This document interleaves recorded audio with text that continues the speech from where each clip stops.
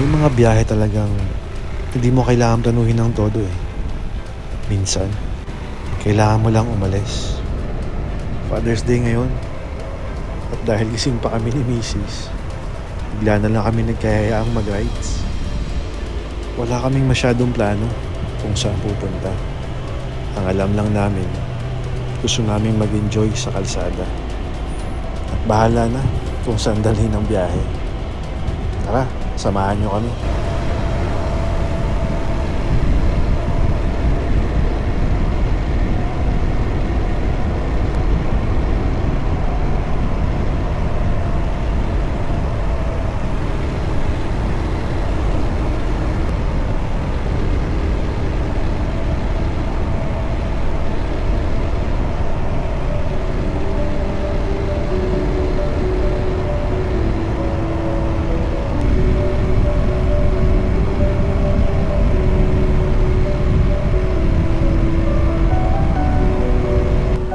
Habang unti-unting sumisikat ang araw, mas lalong lumalabas ang kagandahan ni Mayon.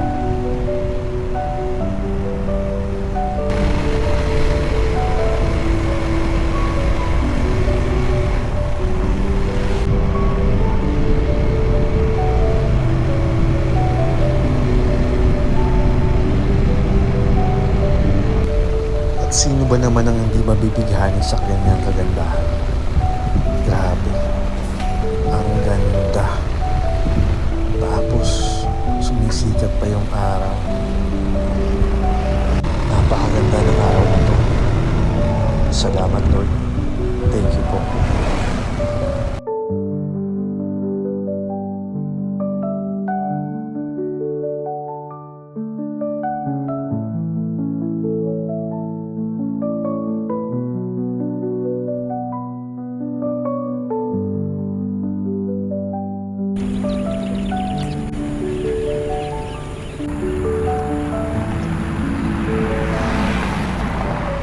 At dahil nga nandito na kami sa Albay, we've decided na pumunta na lang sa Agraray, sa may Misibis. Pareho kami hindi pa nakakapunta dun eh. So it's gonna be a good adventure for both of us. Tara, puntahan natin. At dahil nga hindi namin alam kung saan ang daan papuntang Agraray, syempre, Google Maps is the key. At yun, dito kami dinala.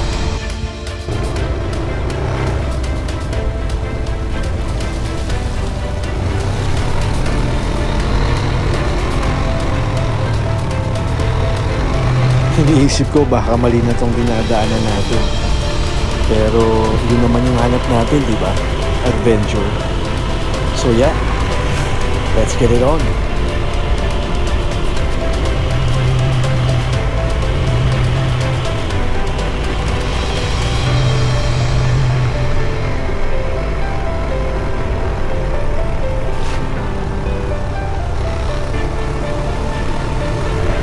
Ilang kilometro pa at narating din namin ang bayan ng Santo Domingo Albay.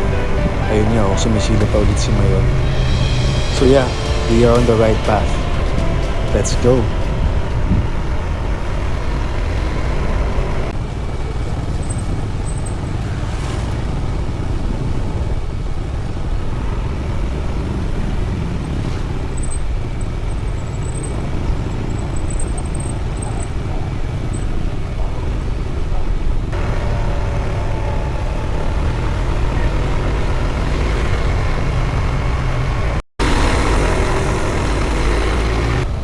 Ito na nga, simula na ng mga napakagandang kalsada.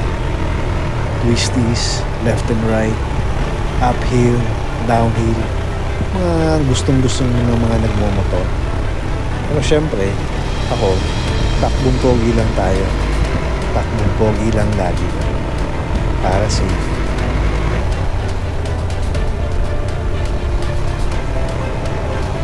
According to the map, approximately 30 to an hour pa yung biyahe bago makarating dun sa Agraray. Siguro depende sa patakbo. Pero ako talagang chill lang eh. Hindi ko rin kabisado yung daan. Kaya chill riding lang talaga tayo dito. And yeah, course, mas maganda na i-enjoy natin yung mga ganitong pagkakataon at scenarios.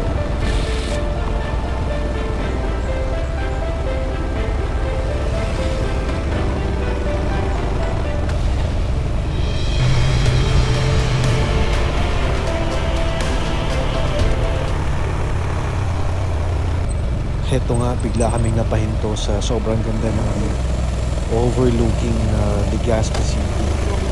So nakita mo yung dagat and then yun, sa kapila yung Legazpi City. Ang ganda dun, promise.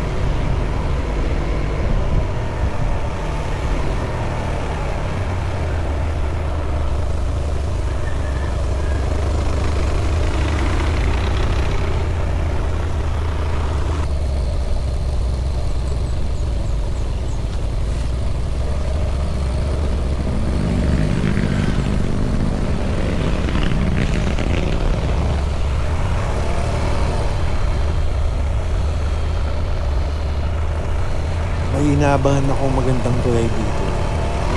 Matagal ko na nakikita sa social media, sa mga post.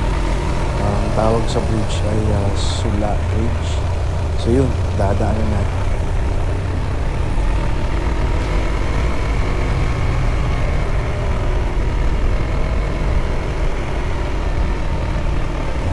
At eto na nga, yung Sula Bridge.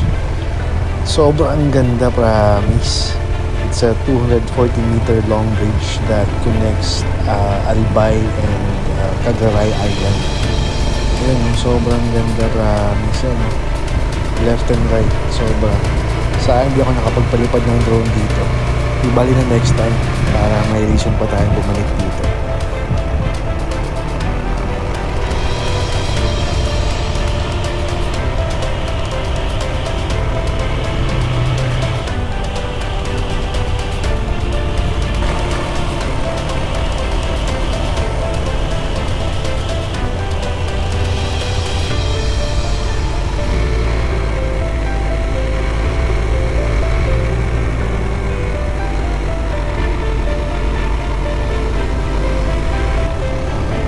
Hindi mo masyadong kita sa video eh.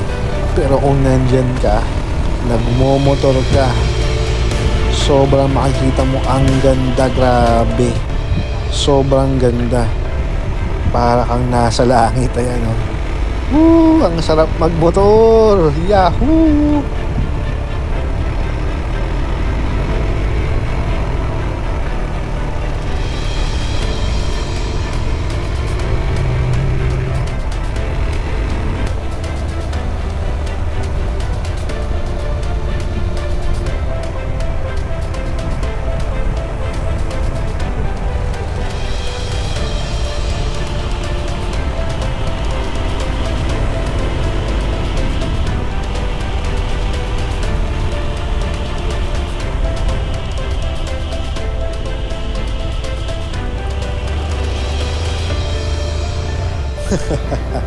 Mali yung nalagay ko sa napin sa Google Maps.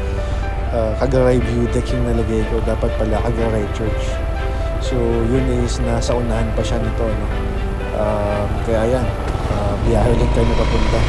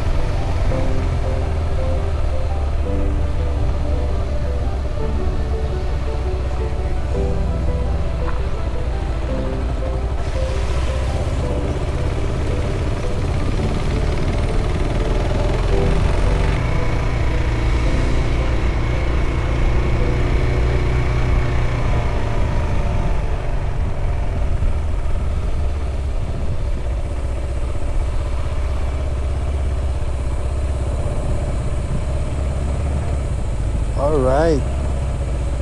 After ilang oras ng rides, nakarating din dito sa Cagaray Eco Energy Park.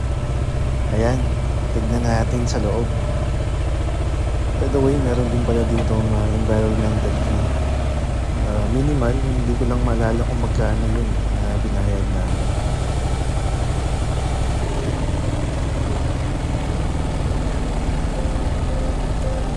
So, after magbayad ng environmental fee, umakyat na kami papunta dun sa chapel. Dun sa baba pala, sa may left side, nandun yung amphitheater. So, mamaya, pupuntahan din natin yun. For now, dito muna tayo sa taas, sa chapel. Yan, enjoying the view. Ganda. Nakakawala ng pagod, grabe.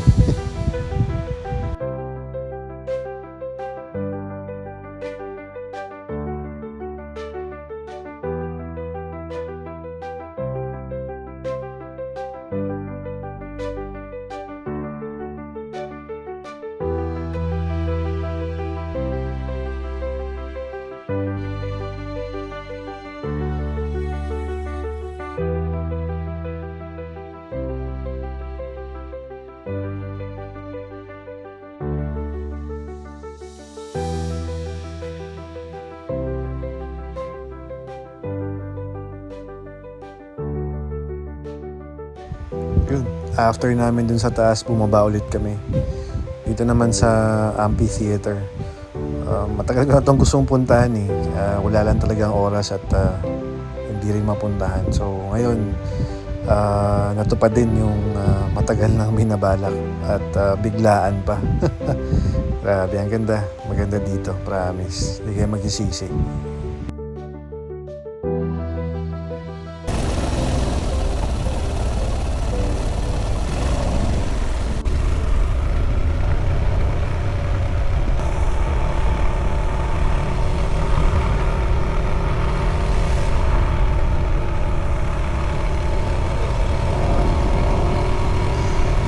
Just like that, uwian na.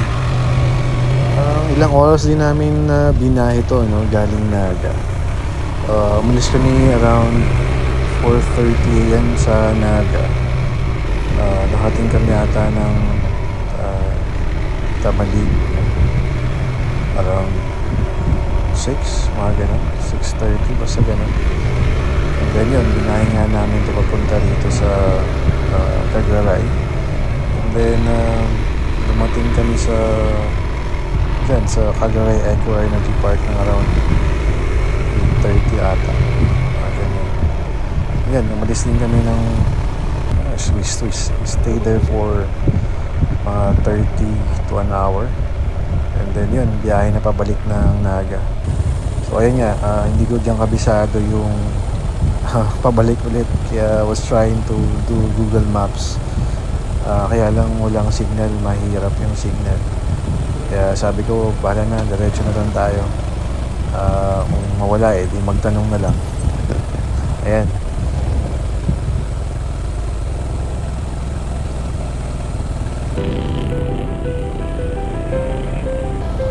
Madalas talaga yung mga biglaang biyahe. Yun yung natutuloy, di ba? Overall, sobrang worth it yung biyahe. Matagal, mabagal, okay lang. Importante, nakapag-rides at safe nakauwi sa bahay. Babalik pa ba ako dito sa Cagaray? Well, definitely yes. This is one for the books na ride. Ika nga. Sobrang ganda, sobrang worth it na ang biyahe papunta rito sa Cagaray. Ayan, maraming salamat ulit, Panginoon. Thank you for the safe ride and yeah, until next time, see you around.